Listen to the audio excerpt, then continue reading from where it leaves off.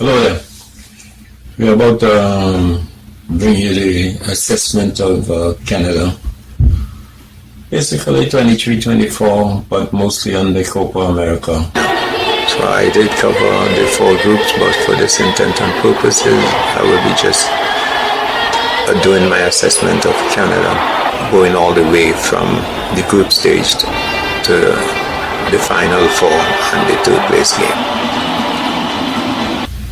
If you remember correctly, and if you don't, Canada lost for the first time to Jamaica in Canada at BMO Field in the quarterfinal of the Nations League. And the winner that advanced to the semifinal, they got an automatic berth into the Copa America, which is a South American tournament. As a result, Canada had to take the scenic route, and they had to go play Trinidad and Tobago in Frisco, Texas, and sometime in March.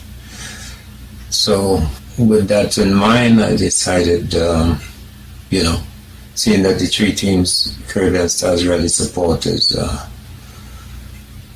Jamaica, Canada, Trinidad and Tobago, and any Caribbean team.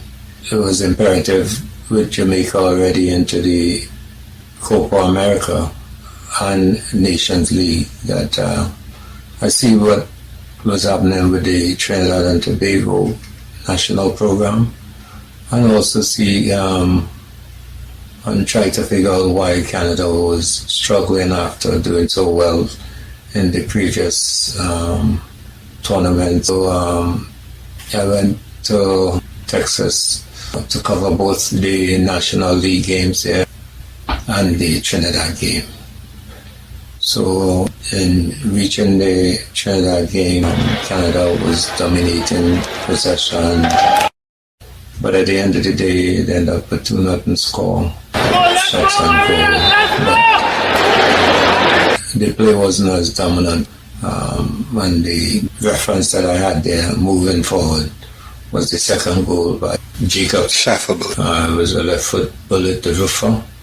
Haven't seen much goal scored like that in the Canadian team. So it was something to make a note of.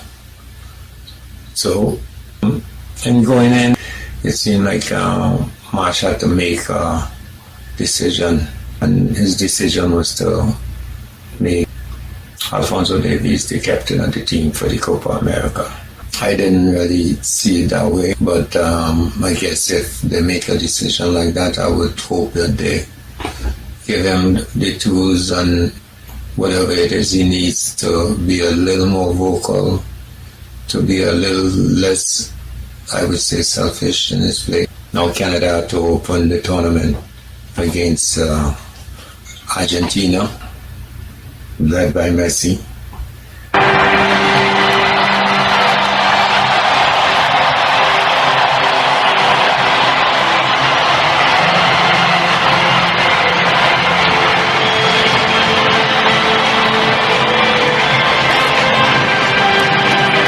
And that was uncharted waters for Canada, being in the first Copa America and also playing Argentina. It was interesting to see how that was going to work out. Canada did well. They still show a little vulnerability, long balls over the back 4. It was 0-0 at halftime, and but they succumbed later on, where eventually Argentina capitalized and won the game 2-0. But they talk again, just like in World Cup Qatar, was about Canada, how they were playing, holding the number 1 team in the world scoreless at the half, and actually, to me, having the better of the play. So again, it was refreshing look on the Canadian team, and there was some little resemblance of the team that went qualified for the World Cup. In the game against Argentina, Schafferberg came on for Buchanan and speed. He was coming back defensively. He had a type of direct style of play that was kind of disruptive to the Argentina. So I take a very good note of him. I thought he had a good game. But after the first game, Canada was going now to play Peru. Against Peru in the second game, Canada just couldn't find a way to maintain possession. And they had some good fortunes in that Peru ended up getting a red card. One of the players ended up getting sent off, and eventually David ended up scoring in the second half. And Canada defeated Peru 1-0. So out of 2 games, they had 3 points in second place in the group, and things started to look up. However, it must be said that Jacob Shuttlesworth came into the game and was the spark plug of the Canadian team, and he was even who, with a one-time pass from the left flank to Jonathan David in the center of the field, set up David to put Canada ahead and to win the game against Peru. With that, I decided that I would let the public know on my social media that Shuttlesworth should be looked at as a starter instead of coming on into the game. We know that sometimes bench players turn out to be bench players, but he was adding a lot into the game when he came in, and it was interesting to see what would happen if Coach Jess Marsh started him. Chile game, he got the start. The Chile game ended up 0-0. Goalkeeper Coupe in that, stopping just about everything and keeping Canada in the game. And with the 0-0, is that Canada advanced with 4 points behind Argentina into the quarterfinals. In the quarterfinals, they had to play Venezuela, who had won handily the other division, the B division. Canada was in the A division, A group, so the leader of Group B was playing the second place of Group. It looked like a serious challenge to Canada. In the game against Venezuela, it was Shuttlesworth who gave Canada an early lead. It was a lead that Canada couldn't bring home, in that they gave up a goal very late so that the game would go into penalty kicks. In the penalty kicks, it was the first game we've seen Canada in penalty kicks in the Copa. We shouldn't forget that. Goalkeeper Coupe in net, who is stopping just about everything. It was the only game he faltered a bit with being out of his net. That gave up the equalizer over his head, but he came through in the penalty kicks. In my theory, the captain normally kicks first, and having the captain and Davies kicking number 5 to keep Canada afloat, because by the time he got there, Venezuela was leading 3-2. So Davies kicked a fantastic penalty across his body.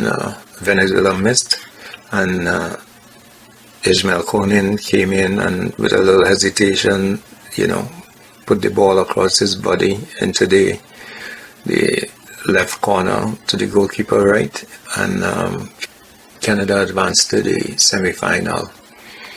The only problem was that they were going to be facing Argentina. Canada gave up a goal in the 22nd minute. Where compared to the first game, it was 0-0 at half. So it was already a different situation. It was a lot of pressure now to score, to come back in the game, meaning that, and remember, this is now a knockout. So there's no tomorrow. So there was a chance that Canada push forward and open up at the back. And give Canada credit, it wasn't really like that, but again, eventually the second goal came, and that's all she wrote in terms of that semi-final. So from that point of view, Canada overachieved. First Copa America, reaching the Final Four, being the only team from CONCACAF to reach the Final Four. That was a big achievement, no doubt about it. The third place game was also another hurdle and another notch to move higher by winning the third place game, a winnable game, and what happened against Uruguay, right? Because Uruguay now lost Colombia. I wanted to be there because, again, it was a big accomplishment, and I wanted to tell the story and to write about the story. So I got there, and first thing I noticed, besides the normal warm-up that I take a look at, in the 11, I saw the 11, and within the 11 there was a lot of new faces. So I don't really have a problem with that. You know, you had a situation where I know some players are not playing well, the accomplishment is already there. That's why I posted the lineup, the starting lineup, Canada lineup, on the Facebook page, because I just wanted the people back in Toronto to know that, hey, this is what's happening here. I know some people, you know, might not recognize some of the names, but this is where we are.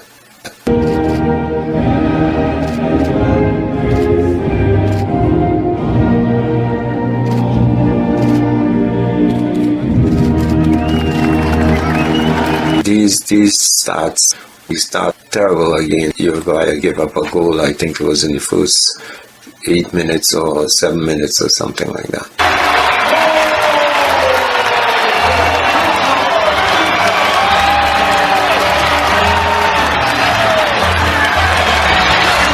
Canada equalized with a fantastic bicycle kick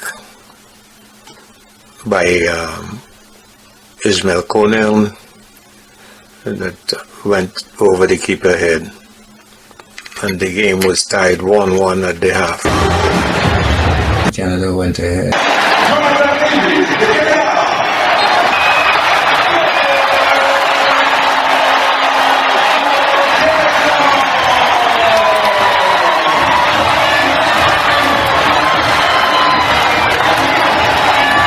But in the dying minutes, with about 2 minutes or so adding on, Uruguay equalized.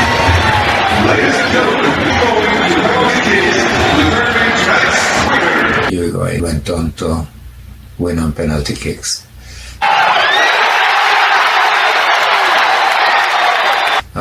I gave you the results in quick fashion, but the assessment is like... What I don't understand is why after the volunteering or asking to kick the penalty in Qatar, has Davies been going into the number 5 penalty kicking position? Now, we saw Ronaldo at Portugal in the Euro, and we also saw Neymar in Brazil waiting to kick the 5th kick where their team lost before the 5th kick. So there's a perception that the 5th kick is the deciding kick, but you can lose a penalty shootout before the kick. And I just think the authorities, the coaching staff, and whoever is making that decision for Canada figured this thing out. How I've learned this thing over the years is that the captain lead the team with the first kick, or the best penalty kicker lead the team with the first kick. The only conflicting situation I see there with the Canada situation is that Davies was chosen as the number one kicker for the World Cup in Qatar.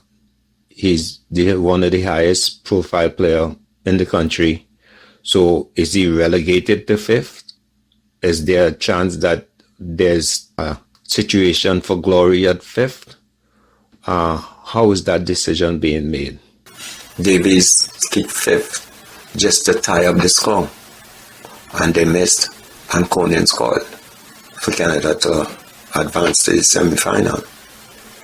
This time, for some reason, looking at, and you want to give the coaches and the coaching staff and everything, I know some of these guys, and I don't just know these guys, I know the game from what I'm seeing and how I'm assessing it.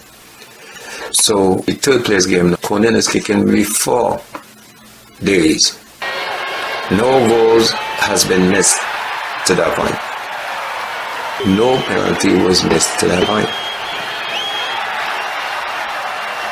In the rotation was the new guy kicking third. All scored. Conan kicking fourth. Now you have to go for those who doing that selection and that positioning. If these two guys are the guys that flip, either the coach flip them or they flip themselves. Conan penalty, it can happen if he was tired. He had a really good game, right? So if he was tired, give and take. Davies penalty, we have seen two before. We see the one in Qatar, where he opened up his body and go left to his left. We have seen the one to go into semi-final, where he went across his body, full power, beautiful penalty. And now he's coming on after Conan missed as the captain of the team to chip the goalkeeper. A chip Messi missed. So who is he? What are you doing? You're trying to show Messi let's cause our penalty? Or what are you doing? Because again, that is letting down your teammates. No, I'm not talking about missing here now. I'm talking about the least you can do is kick it the way your teammates expect you. How you just kick a penalty. Things could happen. Everybody, you don't have to score all the time, but you should be scoring. That isn't very good of Davies. We all know what a captain is. Everybody that played this game in different sports, right? Captain is a reliable, good, high percentage player who have that type of ability to bring everything together, the team together, in times of adversity, being gracious even in the winning stage, because now everybody is looking at Canada. The team has just moved up on the FIFA rankings from 48 to 40, which is 8 places. In terms of the coaching, these players have to understand they're getting the opportunity. Again, credit Marsh. Like he's willing to give people the opportunity, which is a good sign. So at least we're getting to see who's on the bench, and he has to determine who's next. Talk about brotherhood, and it's easy to talk about that, but I saw that going into Qatar, and I'm telling you, they can say it now if they want to overlap into the brotherhood that was from Qatar. But the brotherhood, it isn't where it's supposed to be. It needs to get back to that stage. Conan was benched, and I just thought, you see, a midfielder who had that type of control of the midfield could have shut down the opponent and still move forward with precision. That's why I travel to watch the game, to have my own assessment and Greg Marsh again started him. So the midfield, Sakya now, I don't know if the whole media analysis about the captaincy and Davies getting the captaincy, where to me he should have been the shoe-in for the captaincy. I don't know if that affected him in any way, but to me his game, I don't know if he's hurting, because he had a big game. He was there, to me, with no disrespect to Artiva and these guys, he was a player in Canada that was distributing the ball from one side of the field to the other with precision, meaning they had the vision. And so something has happened to him and his game. Something has also happened. Hope he has a quick and early recovery to Tejan Buchanan and his game. I don't understand. I don't know if it's from club life. I don't know if it's what's happening in the Canadian national team. But for players with these type of abilities and this type of potential, that gives you concern. I don't know if anybody else noticed that. Up front, David and Lauren, they have the same game. To me, I put it this way: they're not really dribbling, create something for themselves, meaning that they're totally reliant on a midfield giving them the ball, and not just giving them the ball, also giving them the ball around the 18 or within the 18. Granted, David have a nice touch, a deft touch, but Canada soccer now, we have to look for forwards who can go to the goal, who can dribble. I don't know if it's this style of play Canada wants to play, but all teams, once you have somebody who can create, they should be able to take that defender on. Or even if you have a 1v2 and the defenders are both in a line, you should be able to use the two of them to dissect and move forward. The forward, Tani Alawasi, he had enough opportunities to put Canada ahead in the Uruguay game, and he just couldn't convert. It was nice to see Sinclair in the net. He's been waiting his turn for a long time as a young keeper.